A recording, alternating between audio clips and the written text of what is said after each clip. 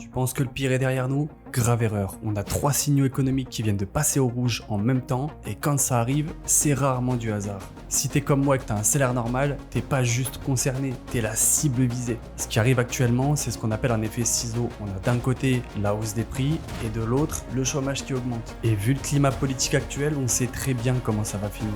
Le but c'est pas de paniquer, c'est d'avoir un coup d'avance. On va pas subir 2026, on va s'y préparer.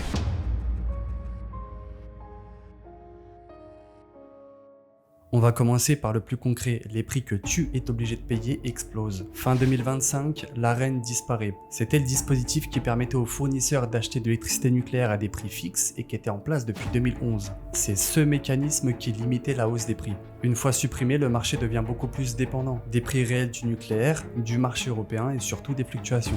En clair, on rentre dans un système où les tarifs vont varier. Et pour un foyer normal, ça peut représenter des dizaines d'euros en plus chaque mois. D'ailleurs, fais le test, regarde ta dernière facture d'électricité et mets-moi en commentaire quelle augmentation tu as reçue sur cette année 2025. Ensuite, on a les assurances et les taux des prêts bancaires.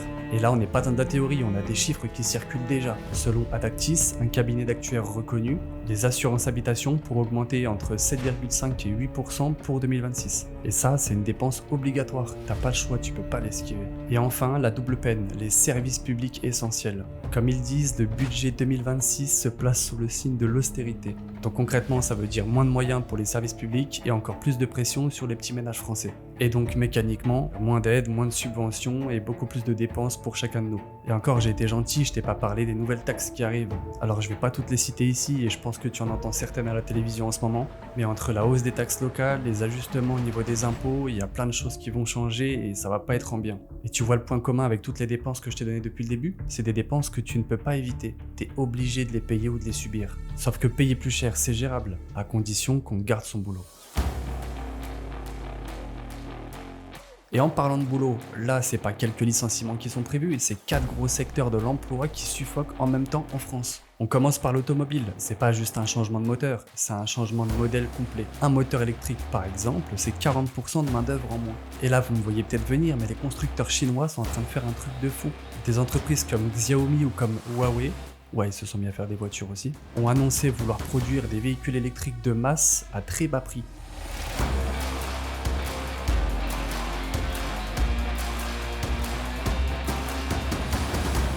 C'est vraiment un truc de fou.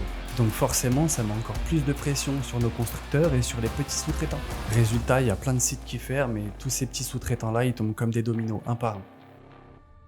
Ensuite, on a le BTP et l'immobilier, c'est encore plus violent. La construction neuve est quasiment à l'arrêt, les matériaux sont beaucoup trop chers et les taux sont très élevés également. Les grands groupes tiennent encore, mais les petites entreprises commencent à disparaître une par une. Et quand la construction ralentit, c'est toute l'économie qui s'effondre derrière. Troisième secteur, la grande distribution.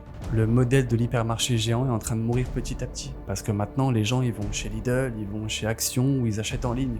Et maintenir un magasin qui fait 10 000 m², ça coûte très cher. Résultat, on commence à avoir de plus en plus de caisses automatiques, des rayons qui sont réduits et des postes qui sont supprimés. Et enfin, quatrième secteur, dont personne se doute, c'est l'industrie chimique. C'est simple, produire en Europe, ça coûte beaucoup trop cher. Rien qu'au niveau de l'électricité, on est 2 à 3 fois plus cher ici qu'aux États-Unis ou en Asie. Et là, pour te donner une idée de l'ampleur du problème, en Allemagne, la plus grande industrie chimique d'Europe a fermé récemment plusieurs lignes de production. Et attention, même si tu bosses pas dans l'automobile, dans le BTP ou dans le chimique, ces emplois-là, c'est les fondations qu'on a en France. Donc quand elles s'effondrent, c'est tout le marché du travail qui s'effondre avec. C'est un tableau qui est assez sombre, je sais, mon but c'est pas de te plomber le moral, c'est juste de te donner des informations que personne va te donner. Donc si tu veux comprendre un peu l'économie et protéger tes fesses pour 2026, je te conseille un truc, c'est de t'abonner. C'est le meilleur moyen de rien rater sur les prochains trucs que je vais te partager.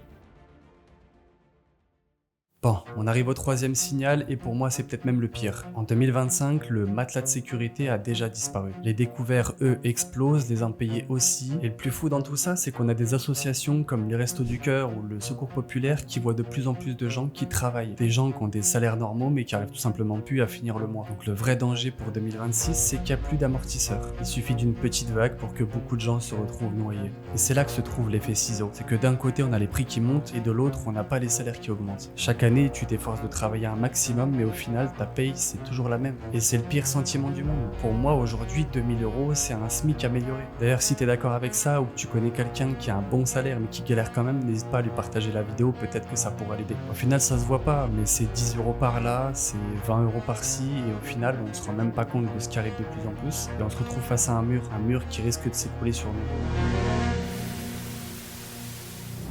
Parce que le vrai problème, c'est pas ce qu'on a déjà pris, c'est ce qui va arriver. Faut comprendre un truc, c'est que l'inflation, elle fonctionne avec du retard. Tout ce que les entreprises, elles payent beaucoup plus cher maintenant, ça sera répercuté dans un an. Ça veut dire que toutes les hausses de 2024 et de 2025 ne sont pas encore passées entièrement. Et donc forcément, les entreprises vont ajuster leurs tarifs pour ne pas sombrer, les assurances vont augmenter leurs coûts, et l'État, lui, avec tout ça, il faut bien qu'il aille chercher de l'argent quelque part. Et vous savez très bien où. Parce que beaucoup de gens pensaient que le pire était passé, et ce qu'on a vécu précédemment, c'était juste l'échauffement. Parlons de ce que toi tu peux déjà faire à la maison. Je vais être cash. Ceux qui s'en sortiront le mieux, c'est ceux qui ont plusieurs sources de revenus. Je te parle pas de lancer une entreprise ou de bosser 20 heures par jour. Juste de trouver un petit complément de revenu qui peut t'apporter 50, 100, 150 euros par mois même. Que ce soit un service, un truc simple, une mini-activité, peu importe. Et même si ça paraît rien, avoir 100 euros en plus tous les mois, ça peut vraiment changer la vie. Deuxième chose, arrête de couper ton plaisir, ça sert à rien. Quand tu vois ton abonnement Netflix à 19 euros, c'est pas lui qui va te mettre dans la merde. Le vrai problème, c'est les coûts fixes, ceux que tu peux pas éviter. Les assurances, les contrats d'énergie et des abonnements inutiles que tu gardes, tu sais même pas pourquoi.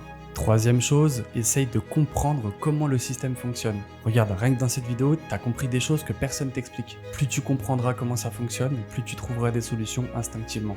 Le mec qui sera tranquille en 2026, c'est pas forcément le plus riche, c'est celui qui aura compris bien avant. Et pour finir, je vais te parler d'un truc que je t'ai parlé plusieurs fois, mais s'il te plaît, arrête de laisser ton argent dormir sur ton compte bancaire. Je te demande pas d'investir dans des trucs super compliqués, juste essaye d'éviter le piège numéro 1.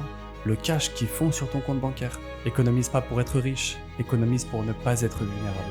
Bon, et si tu veux qu'on aille plus loin, sache qu'en ce moment, je réfléchis à une petite série où je montre 2-3 tips pour essayer de gratter un peu d'argent sur internet. Donc si jamais c'est un truc qui pourrait te plaire, n'hésite pas à commenter stratégie, comme ça moi je verrai les retombées. Et si je vois qu'il y a beaucoup de gens intéressés, à ce moment-là, je commencerai à en faire au moins une pour essayer. D'ici là, prends soin de ton portefeuille et on se dit à très vite. Ciao.